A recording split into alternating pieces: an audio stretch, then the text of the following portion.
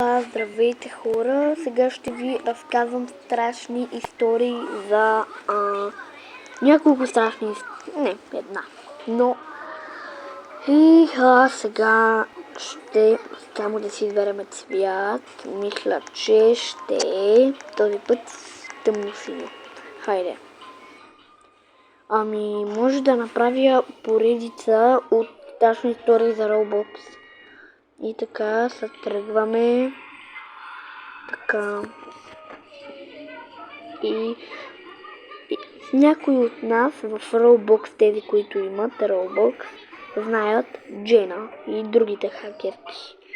И тя, ако я видите в някоя игра, веднага я напуснете с тази игра, защото тя може да ви хакне профила и други неприятности може да ви навлече.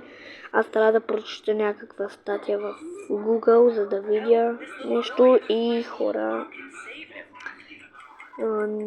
Извинете, просто брат ми някакви глупости е познал. И сега...